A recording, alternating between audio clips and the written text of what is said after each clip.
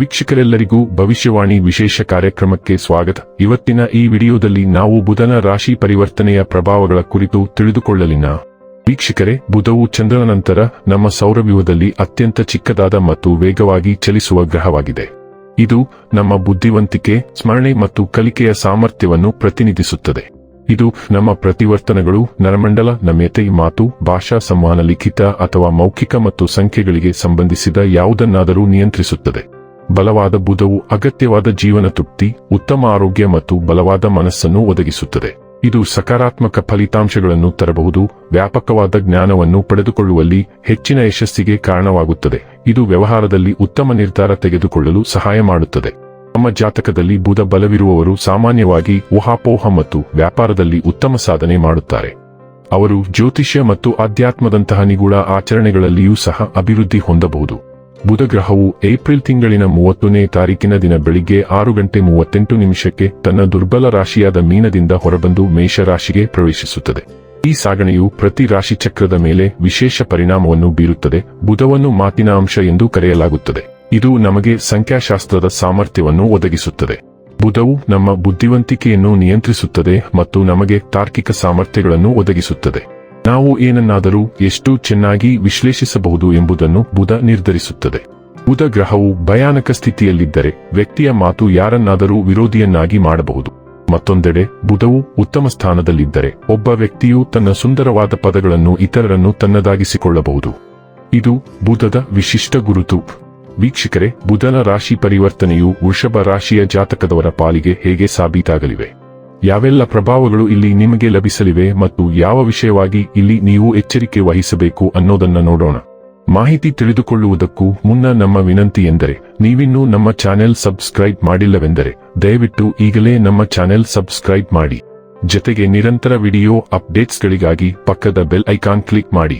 ವೀಕ್ಷಕರೇ, ವೃಷಭ ರಾಶಿಯವರಿಗೆ ಈ ಸಂಚಾರವು ಮಿಶ್ರ ಫಲಿತಾಂಶಗಳನ್ನು ನೀಡುತ್ತದೆ. ವೆಚ್ಚಗಳು ಹೆಚ್ಚಾಗುವ ಸಾಧ್ಯತೆ ಇದ್ದು, ಅಚಾನಕ್ ಖರ್ಚುಗಳು ನಿಮ್ಮ ಆರ್ಥಿಕ ಸ್ಥಿತಿಗೆ ಒತ್ತಡ ತರಬಹುದು.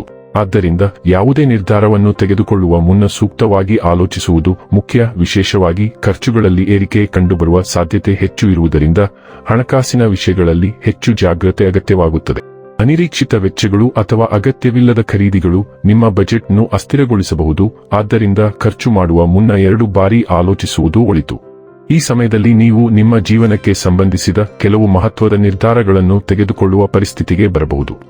ಆದರೆ ಆತುರದಲ್ಲಿ ತೆಗೆದುಕೊಳ್ಳುವ ನಿರ್ಧಾರಗಳು ನಂತರ ಮಾನಸಿಕ ಅಶಾಂತಿಗೆ ಕಾರಣವಾಗುವ ಸಾಧ್ಯತೆ ಇದೆ. ಆದ್ದರಿಂದ ಪ್ರತಿಯೊಂದು ವಿಷಯವನ್ನು ಶಾಂತ ಮನಸ್ಸಿನಿಂದ ವಿಶ್ಲೇಷಿಸಿ ಸೂಕ್ತ ಸಲಹೆ ಪಡೆದು ಮುಂದುವರಿಯುವುದು ಉತ್ತಮ. ವೃಷಭ ರಾಶಿಯವರಿಗೆ ಬುಧವು ನಿಮ್ಮ 2ನೇ ಅಧಿಪತಿ ಮತ್ತು 5ನೇ ಅಧಿಪತಿ. ಇದು ನಿಮಗೆ ಅನುಕೂಲಕರ ಗ್ರಹಗಳಲ್ಲಿ ಒಂದಾಗಿದೆ. 2ನೇ ಅಧಿಪತಿಯಾಗಿರುವುದರಿಂದ ಅದು ಸೇವನೆಯನ್ನು, ನೀವು ಏನು ತಿನ್ನುತ್ತೀರಿ ಮತ್ತು ನಿಮ್ಮ ಕುಟುಂಬವನ್ನು ಆಳುತ್ತದೆ. ಬುಧವು ನಿಮ್ಮ ಭವಿಷ್ಯ, ಮಕ್ಕಳು ಮತ್ತು ಬೇಷರತ್ತಾದ ಪ್ರೀತಿಯ 5ನೇ ಅಧಿಪತಿಯೂ ಹೌದು.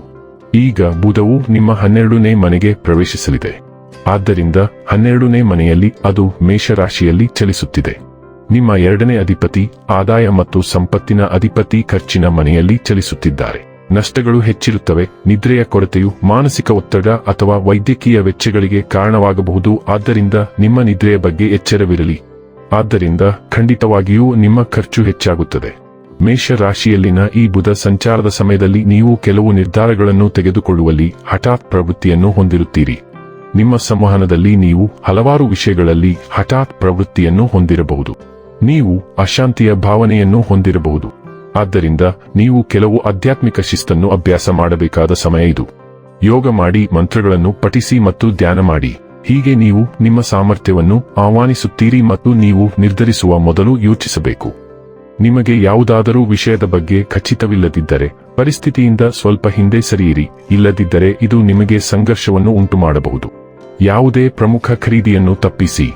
ನಿಮ್ಮ ಹಣಕಾಸಿನ ಬಗ್ಗೆ ಕಾಳಜಿ ವಹಿಸಿ. ನಿಮ್ಮ ಹಣಕಾಸನ್ನು ನಿರ್ವಹಿಸುವಾಗ ಉತ್ತಮ ನಿರ್ಧಾರಗಳನ್ನು ತೆಗೆದುಕೊಳ್ಳಲು ಬುಧವು ನಿಮ್ಮ ಲಗ್ನಕ್ಕೆ ಬರುವವರೆಗೆ ಕಾಯಿರಿ.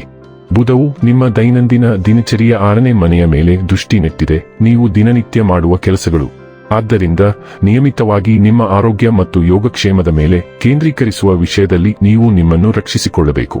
ಇನ್ನು ಕೊನೆಯದಾಗಿ ಈ ದಿನ ಮಾಡಿಕೊಳ್ಳಬೇಕಾದ ಉಪಾಯಗಳ ಕುರಿತು ನೋಡುವುದಾದರೆ, ಗಣೇಶನನ್ನು ಪೂಜಿಸಿ ಮತ್ತು ದೂರ್ವೆಯನ್ನು ಅರ್ಪಿಸಿ. ವೀಕ್ಷಕರೇ, ಇದಾಗಿತ್ತು ವೃಷಭ ರಾಶಿಯ ಜಾತಕದವರ ಬುಧನ ರಾಶಿ ಪರಿವರ್ತನೆಯ ಫಲದ ಮಾಹಿತಿ ಇಷ್ಟವಾದರೆ ವಿಡಿಯೋವನ್ನು ಲೈಕ್ ಮತ್ತು ಶೇರ್ ಮಾಡಿ.